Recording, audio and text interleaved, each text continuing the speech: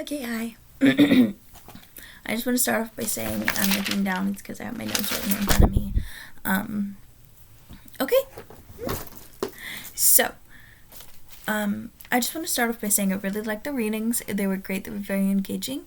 Some of the overall ideas that I kind of pulled from them was that kid watching can be used to absorb teachable moments as well as then use those teachable moments to develop lessons that are engaging for our students and support what they need in the content. Additionally, family literacy practices are also fundamental in developing an impact on students' literacy practices because what they see at home is so important to what also needs to be translated into the classroom. And then funds of knowledge are also very important for how students develop their literacy practices. Additionally, their emotional response to reading and in the classroom is vital for how they develop their literacy.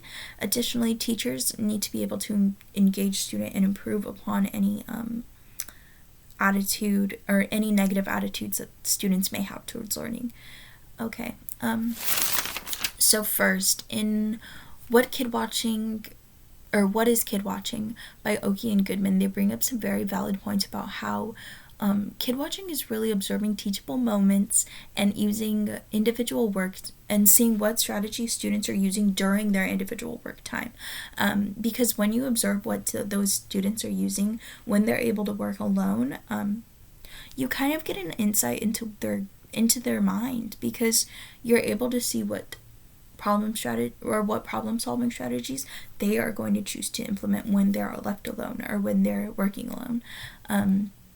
So additionally, these strategies are also the strategies that teachers are also looking into include social interactions to see what students are or how students are behaving and how they're interacting with their peers. Because as a kid watcher, we always have to be focused on understanding the way that students use their problem solving in both social interactions and in language. Just because that's also something that we want to monitor because we want to know how those skills are developing for further use for the child. They also talk about, or Oki and Goodman from 2002 also talk about how successful kid watching intentionally builds an insider view of their students and their culture of their classroom. A second component of successful kid watching is to understand how language and literacy develops. So what that's saying is that a successful kid watching will take into account the cultural classroom the culture in the classroom, as well as how the students interact with their peers, and how the language and literacy is developing in the classroom. Then they will take their what they gathered into account when it comes to planning lessons and make sure that the lessons are suitable for the majority of the class. Additionally,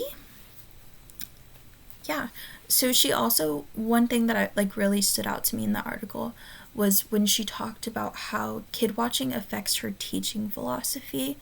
And I don't know, I just really like that because it should,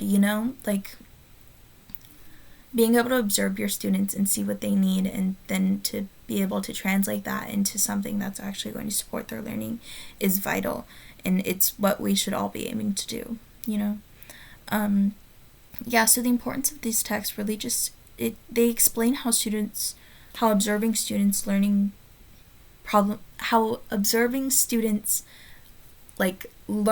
the actual problem solving skills and developing them for themselves can help teachers design lessons that can support in areas that students need it.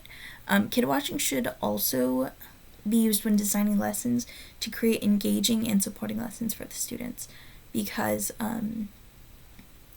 if we don't do that, we're not being successful kid watchers. We're observing these things, but we're not taking any action from them. Additionally, family literacy practices also need to be observed and tracked so that we can just know what kind of support the students are getting at home as well as in the classroom. This is also kind of something that we touched on last week.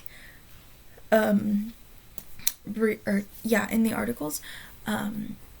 And it was really just this sociocultural and knowledge and experience by Oki and Goodman from 2002.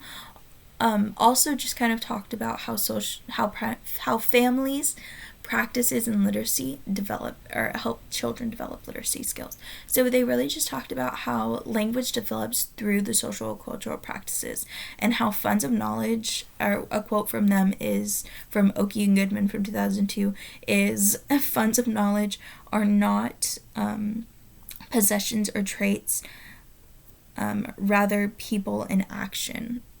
So I really like that because it just kind of explains that you reading to a student or you telling a student how to spell a word, it's not teaching them anything. It's not helping them develop that literacy. But if you show them how to read, and if you show them the skills that they need to read, or if you show them, a visual and a video or something, they'll still get what they need out of it, and then be able to build from there into a successful literate. Yeah, I don't know what the word would be for that. Additionally, it also talked about students' emotional reaction to reading, or in Measuring Attitude Towards Reading, a New Tool for Teachers by Michael C. McKenna and Dennis J. Kears, 1990. They also talked about how it's important to track students' emotional responses to reading, because then even our best learners can have a negative attitude towards reading and learning in general. So it's important to have note of that and be able to track that so that we can impact that and, change it, because we want our learners to want to learn, so it just kind of explains how the emotional reaction with reading and why some students don't like it.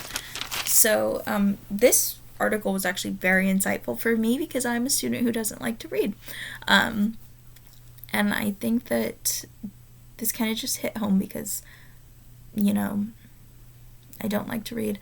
I don't think I was really given the right tools early on, but it's fine. Anyways, McKenna and Kears state the emotional response to reading is the primary reason readers read, and probably the primary reason most readers do not read. So what it's saying is that, so I, as a person who do not like to read, I have a negative feeling towards reading. I don't like to read. But my friends who love to read, they love to read. And they have a happy, positive, uplifting environment or feeling of endorphins when they read, when they sit down to read. So that alone will stop a student from reading. Like, I remember even when I was in class, if I was given the choice to read or do a math worksheet, I'm doing the math worksheet easy. But that is something that teachers need to be aware of and to be observant of, because we don't want our students to have a negative connotation or a negative feeling to reading. And we definitely don't want them to avoid it if they do, because then we're not strengthening those skills and we're not developing them further as learners. Additionally, so there's an ARIS, like survey / test, I guess, that you can administer at the beginning and the end of the year that'll track students' attitude towards learning and reading in general. So that we're able to really measure how that attitude towards reading and learning changes throughout the year. One of the things that really stood out to me during this text was that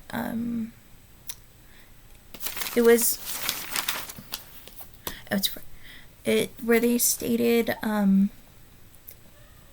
one of the students, her name was Deborah, she had a very good she was a proficient student, but she had low attitude towards reading. So one of the things that they said was that if your students are proficient but have a low attitude towards reading, that is the teacher's fault, and that they need to be creating more engaging lessons. It's the teacher's responsibility to make instructions and leisurely readings attractive to students, because we're here to foster education and foster literacy development, and that's something that we need to be aware of if students are having a negative feeling towards it. Additionally, teachers, yeah, so overall, I didn't really know much about like literacy development in students before reading these articles, but after reading them, I feel very enlightened. They were really interesting. I really did like them. I really liked how this sociocultural knowledge and experiences by Oki and Walkie and Goodman from 2002 talked about how like culture, like knowledge of culture is also developed when literacy is being developed. I really liked that section. Just kind of because it talked about how like basically kids are absorbing like everything at once, and it's all just kind of like fused together. Like you don't realize, like the student doesn't realize that they're developing those literacy skills while learning about their culture, while just taking in so much knowledge at one time, and it was just really cool. Okay, I'm at 11 minutes. Bye.